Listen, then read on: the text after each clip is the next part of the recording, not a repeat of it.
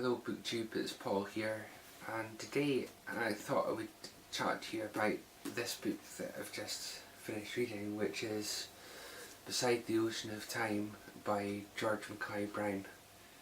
This is the second book that I'm reading in my A to Z project this year, where I'm going through A to Z by author name in the fiction world. So the first book I read was The Blind Assassin by Margaret Atwood, and I've now read this, Beside the Ocean of Time.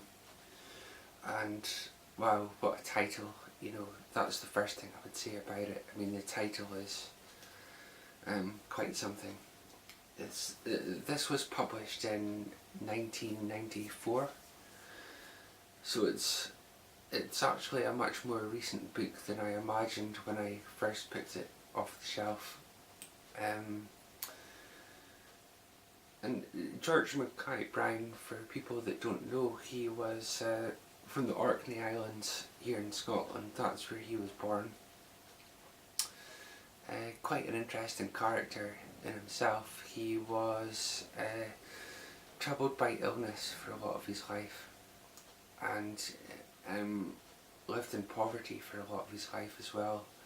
I think first and foremost he was known as a poet, over more than a novelist. And I've never read any of his poetry, but if anyone watching this has read his poetry, I'd be interested to know what you think of it.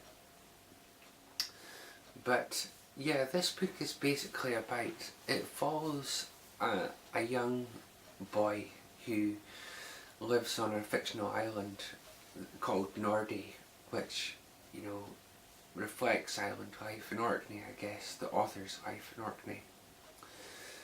And this young lad is very lazy, he's very sleepy, and he falls into dreams a lot of the time. And the book kind of shifts between following his real life and following what happens in his dreams. So that's kind of roughly what it's about.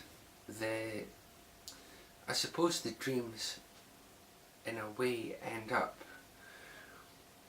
presenting themselves in the book as kind of short stories, that, as you'd expect with dreams, drift into the kind of fantasy side of things. I find that quite difficult because fantasy, for the most part, just doesn't work for me. I like the books to be grounded in at least a bit of reality, But so the dreams were hard work.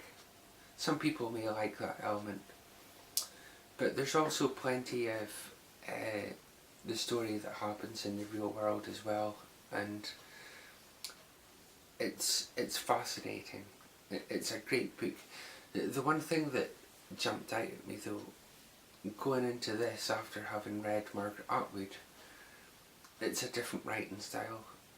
George Mackay Brown is much more, I would argue he's a much simpler writer, he's much more straightforward in his writing. Certainly with the novel, the poetry I would guess would be a bit different. But, so there was a bit, I felt like I had to adjust a little bit coming from Margaret Atwood into this.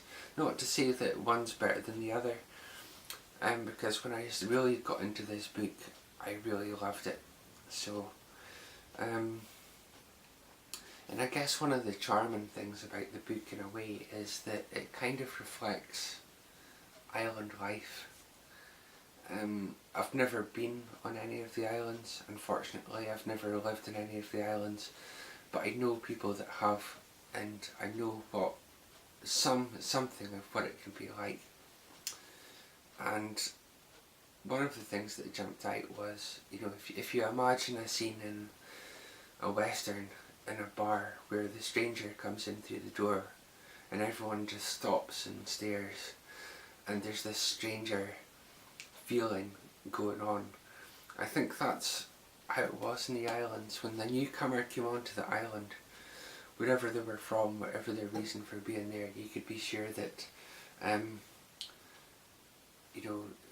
they would be spoken about, and they would certainly feel that slight kind of discomfort and, you know, I'm a stranger here and everyone knows it type thing. But yeah, and then towards the end of the book, I'm not giving anything away when I say that the story shifts towards the boy's adulthood in the end, and it's at that point in the story, World War II is happening, and the main character finds himself in prisoner of war camp, and certain things take place, and it's just such a great ending to the book. It's such a tidy ending to the book, the way things turn round. And it also reflects the kind of very sad changes that took place in a lot of the islands, where, you know, the way of life was just blown out of the water for many people. So there's kind of a melancholy element to this as well. But tremendous book, really liked it, you know. I seem to have fallen into the habit of reading books, but I mean this I would also give 5 stars, along with or thinking about it, maybe 4.5, because I did struggle with the dream element, but that was a small side of the book that I find difficult. But yes, Beside the Ocean of Time, George Mackay Brown, highly recommend it. The next book in this A to Z project is going to be The Moonstone by Wilkie Collins. I don't have it to hand at the moment, but I'm only something like 120 pages from the end, and I'm going to have quite a lot to say about that one. So anyway, that's it for today.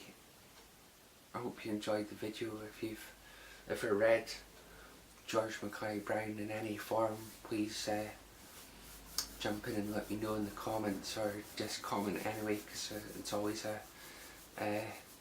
nice to hear from people. So anyway, I hope wherever you are, things are going well, and I'll leave it here for today, and thanks for watching, and goodbye.